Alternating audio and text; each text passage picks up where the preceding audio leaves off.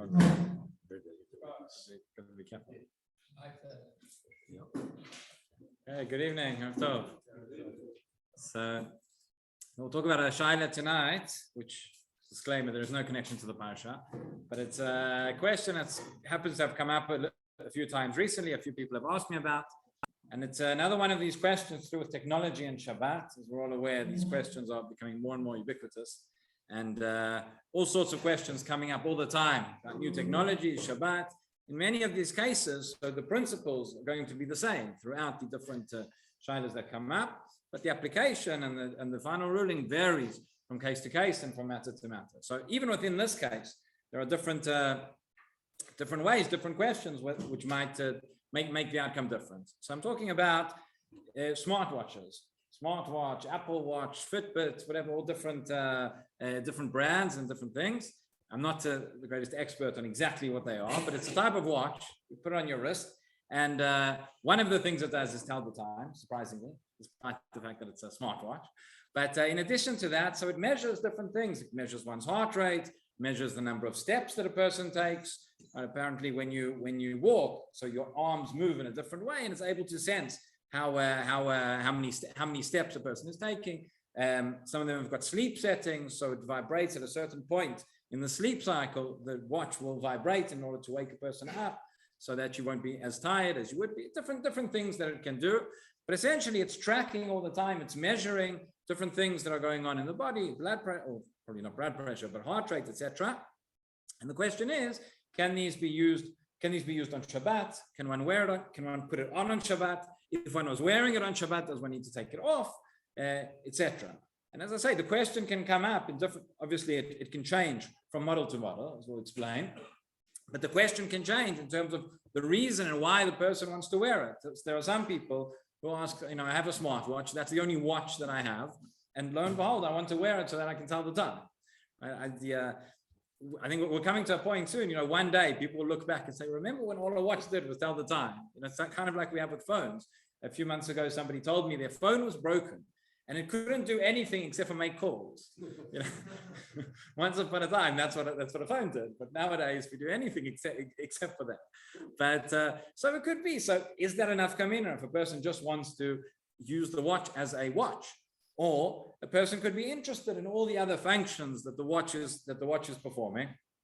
And there are different ways this can go. A person could just be tracking things just for the sake of their health in order to know, in order to be able to monitor. It could be, somebody told me in South Africa, they're going through a bit of a fitness craze. So they have a number of the insurance companies have, in order to incentivize for people to do more exercise and to be more healthy. So they measure the number of, you have these watches, and they measure the number of steps that a person takes. And each day, if a person takes, I don't know what it is, 5,000 steps, you get, what? 10,000 is recommended. Okay, so if you take 5,000, you get 50 points. If you take 10,000, you get 100 points, whatever it is.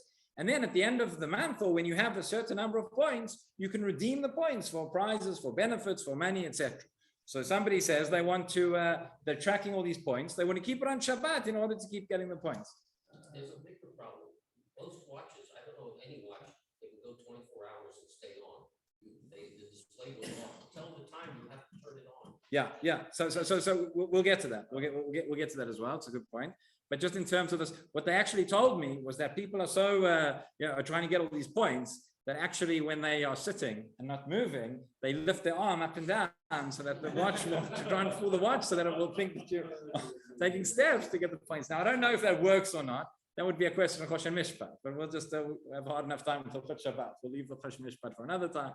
But that is obviously, if you are cheating the insurance companies in such a way, that's obviously going to be its own problem. But so that's another case where the question comes up. I saw Machon Somet have a tshuva as well, where Anshe Bitachon, for example, somebody who was on the Kitat Konenut, the emergency preparedness squad of his yishuv, and if something happens, he gets a phone call on Shabbat. He has to, in these kind of cases, so 2 minutes, you miss the call, you don't hear it. That could be the difference between life and death. So he has this watch, and again, in addition to all the other things it does, it has a setting where the watch is connected to the phone. The watch can vibrate if a call's coming in. Can that be worn on Shabbat, etc.? So obviously, there's going to be a difference between if we're asking the question where it's got to do with pikuach nefesh, or it's got to do with security, versus somebody wants to accumulate points for their health benefits, or if they just want to wear the watch. So I think there are three levels to this question. The first level is basically related to what Morty said, that if a person is wearing the watch and by performing an action, a specific action, which I want to do, or I know that I'm doing, that is going to cause a visible effect. So for example, as you say, the battery, in order to save the battery so that the watch doesn't stay, the display doesn't stay on the whole time, but when you move your arm and you lift it up, then it lights up. So by lifting up my arm, I'm causing the lights, I'm causing the display to turn on, which is electrical. That would be a violation of Shabbat, and that would be a problem. That's the easiest one to answer. The answer is no. So either you could have a situation. So you can say you wear it backwards. So if you are able to leave the display on, as you say, in many cases it's a problem, because you leave the display on, the battery is going to die. That's not going to work. So then you can leave the display off, but then you won't be able to use the watch as a watch for telling the time. And then you ask, what's the point of wearing the watch? And that might lead us to other problems. But the first thing is, either way, if any actions which I'm taking are going to cause the display to come on, cause lights to go on, cause it to start beeping, etc., that is something which would be disabled. That is something which is going to be the clearest and most obvious problem in terms of Hilchot Shabbat. Right. Moving on to the second level, assuming that that's not happening, assuming the display is off or whatever it may be. So the question is, in terms of the fact that the watch is, again, this is connected to sensors, this is connected to electrical circuits, the fact that it is measuring all these things all the time. I mean, I may not necessarily be doing something different, but every time I move, every time I breathe, every time my heart beats, right, it's measuring, the watch is measuring, taking into account that which is going on, and the results that it provides are as a direct result of what I'm doing. So is that in and of itself, is that a question of, is that a problem of Hilchot Shabbat or not? So two svarot which are brought over here, maybe a few more, but one is, a lot of the actions which the watch is taking, if we say that the watch is measuring, for example, heart rate, the watch is, and what happens is, that's not affected by what I'm doing. The fact is that it has a sensor that every 5 seconds, whatever it may be, the watch is going to measure again. So I'm not changing that. I'm not causing it to do something new by those actions. So if the watch is on before Shabbat, I haven't come along and done anything in order to get it to change the way that it operates. Nonetheless, person takes foot, a person moves their arm, person walks around, a person shouldn't really be doing exercise in Shabbat, but you're walking, whatever it is. And that is affecting what it's recording. It's affecting what's coming out. So one interesting place where we can look, where a discussion which comes up in Halacha many years before this, when it comes to security cameras, when it comes to a person goes to the kotel, a person goes anywhere, and there are security cameras which are recording you on Shabbat. So there again, so the poskim talk about this. The poskim spoke about this many years ago, that if the camera is recording all the time, right? And when a person walks in front of the camera, you're not causing it now to start recording. You're not turning it on or activating it. You're just changing the signal. You're changing the result of what's coming out. So because it was recording anyway, so most poskim say that's not going to be a problem. It's when we come to a lot of electrical things. We come to electricity on Shabbat. So Rav Shlomo Zalman Auerbach says, and Nachum Somet is based on this psak.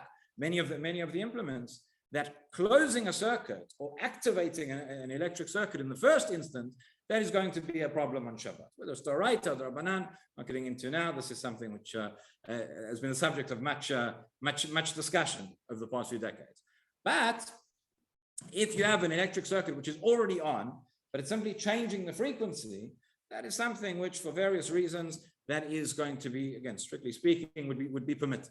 So if the camera is already recording and you're just changing a little bit in terms of what the frequency is, in terms of what the image is, that would not be, according to most authorities, that would not be a problem.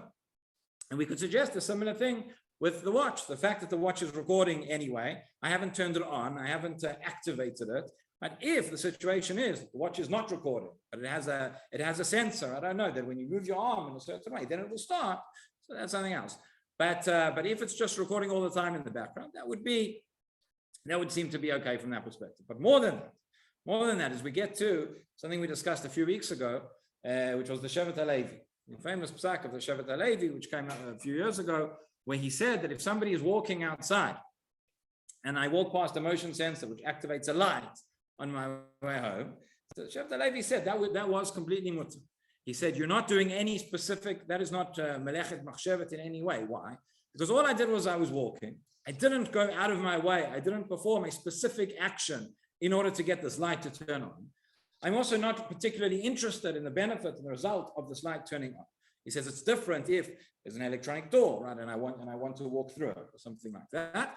But I'm just walking in the street, and it happens to be that through my walking, which is something I would have done anyway, and I didn't do anything differently, and there's a light that went on outside one of the houses, that is not an isur, that is not melechet machshevet, that's not melechet, it's not machshevet, it's not anything. And based on this psak, so the poskim say, whenever it comes to sensors, and as I said, this is becoming ubiquitous, we're finding this everywhere, and in years to come, it's only going to be more and more and more. So Rav Weiss has a tshuva where he says, we basically have to look at two parameters. The two parameters that we have to look at are in terms of the action that I'm doing and the outcome that arises as a result. If there is a noticeable action and something that I'm doing in order to activate the sensor, it's not just the sensor is just checking that I'm there in the room, or the sensor is just checking that my heart is beating, whatever it is. And there's a noticeable result, meaning that there's something I can see, there's something that changes, there's something that's visible. Where I have those two parameters together, that would be a problem.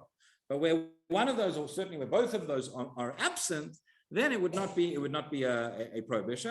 And he gives a number of different examples. Rav Weiss, by the way, who holds that activating electricity, unlike many other poskim, he says it's doraita when you do, but nonetheless, he's lenient again. So if there's no noticeable action I'm taking and there's no noticeable result, then that would be, he says that would be okay. And therefore, when we come to look at the case of the smartwatch, the fact that it's recording all the time, again, if it was recording your steps or recording your heartbeat and it's showing them on the screen and the screen is changing, so then that's something which is noticeable, that I can see the result every moment from my action. That's a problem. But in most cases, it's recording it on a chip somewhere. Later on, that information is there and a person can go and access it. But at the time, I'm not doing anything differently. Again, the case I mentioned before, the person is trying to get to their 10,000 steps by moving their arm up and down. That would clearly be a problem. But if it's just the case that I'm doing what I normally do, and so there's no action that I'm doing in order to break Shabbat or in order to activate the electronic circuit, and there's no noticeable result because it's all being recorded somewhere, but there's nothing that I can see, there's nothing that's happening right now, that would seem to be that, strictly speaking, there would be no issur in that. So that is level number two, just in terms of the fact that it's recording. Rav Shlomo Zalman Auerbach also says, by the way, that you might say, what about measuring on Shabbat and Yom Tov is an issue, but that's a gzeira midrabanan because of mekach umemka.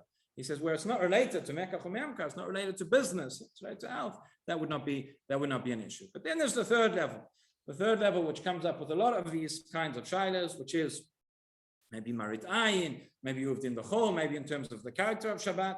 And for what? There's buttons on it. I can push it. So an ordinary watch that just tells the time, that has buttons on, you can push. Yeah, is not so. You're always pushing buttons. Okay, so you're raising another point. If the scenario is if it's in such a way, a person's always pushing buttons all the time, saying, would we therefore have a gzeira that you shouldn't wear it because you might come to push the buttons? If a person knows they aren't going to be able to wear it without pushing the button, then they shouldn't wear it. But essentially what the poskim say is, the bottom line is it comes down to the situation. You have to see what the scenario is. Meaning in terms of, all this applies right where the watch was on before Shabbat. We're not saying to put it on Shabbat, but it's what we're saying is going to be more difficult. But if it was on before Shabbat, and it's a situation where I'm not doing anything on Shabbat that's causing a noticeable change, it's not going to activate the lights, etc. And then I say the fact that it's, strictly speaking, the fact that it's it's measuring, it's not noticeable, that in and of itself would not be a prohibition. But we have the third level, which is if this is something which is clearly it's the kind of watch which people only wear during the weekdays, which people only wear in order to press the buttons and in order to do all these things, which cannot be done on Shabbat. So then clearly it would be appropriate not to wear it. If it's the purpose of it is for, like I said before, counting the steps. And that's the reason why you're wearing it, because you want to, you're interested in getting those extra steps from Shabbat so that you can get your points, that you can get your money at the end of the month. So then that would be a problem, and one should be machmir over there.